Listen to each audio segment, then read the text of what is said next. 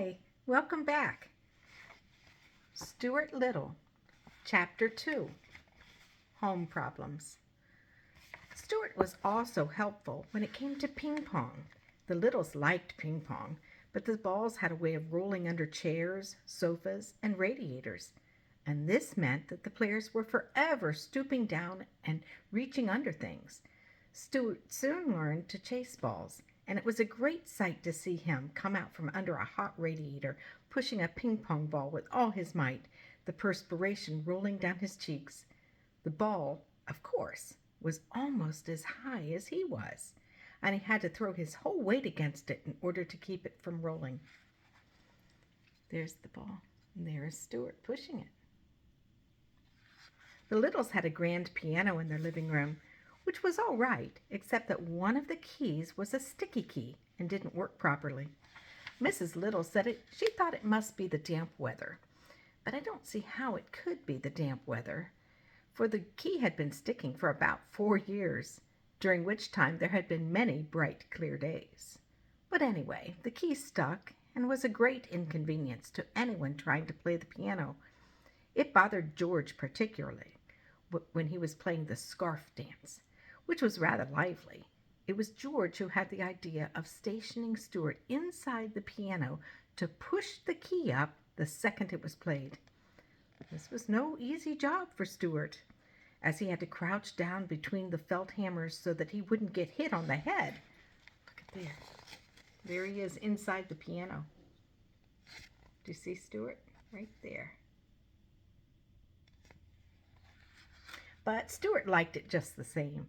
It was exciting inside the piano, dodging about, and the noise was quite terrific. Sometimes after a long session he would emerge quite deaf, as though he had just stepped out of an airplane after a long journey, and it would be some time before he really felt normal again.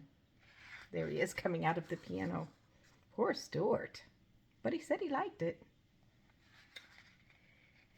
Mr. and Mrs. Little often discussed Stuart quietly between themselves when he wasn't around, for they had never quite recovered from the shock and surprise of having a mouse in the family.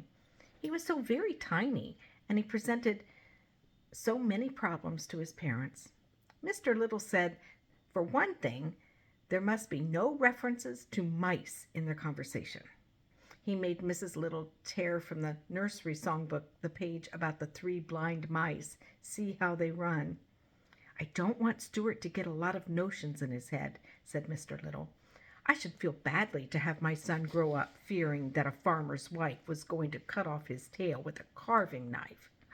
It is such things that make children dream bad dreams when they go to bed at night. Yes, replied Mrs. Little, and I think we had better start thinking about the poem, "'Twas the night before Christmas, when all through the house not a creature was stirring, not even a mouse." I think it might embarrass Stuart to hear mice mentioned in such a belittling manner.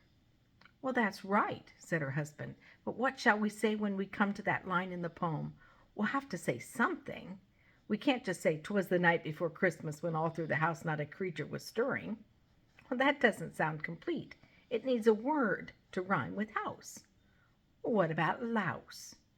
asked Mrs. Little. Or grouse, said Mr. Little. I suggest souse, remarked George, who had been listening to the conversation from across the room. It was decided that louse was the best substitute for mouse. And so when Christmas came around, Mrs. Little carefully rubbed out the word mouse from the poem and wrote in the word louse. And Stuart always thought that the poem went this way. "'Twas the night before Christmas, when all through the house not a creature was stirring, not even a louse." The thing that worried Mr. Little most was the mouse hole in the pantry. This hole had been made by some mice in the days before the Littles came to live in the house, and nothing had been done about stopping it up. Mr. Little was not at all sure that he understood Stuart's real feeling about a mouse hole.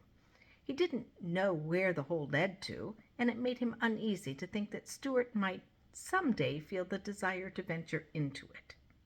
After all, he does look a good deal like a mouse, said Mr. Little to his wife, and I've never seen a mouse yet that didn't like to go into a hole. And this is the little hole in the wall. Do you think that Stuart would like to go into that hole? We'll see. That's the end of chapter 2.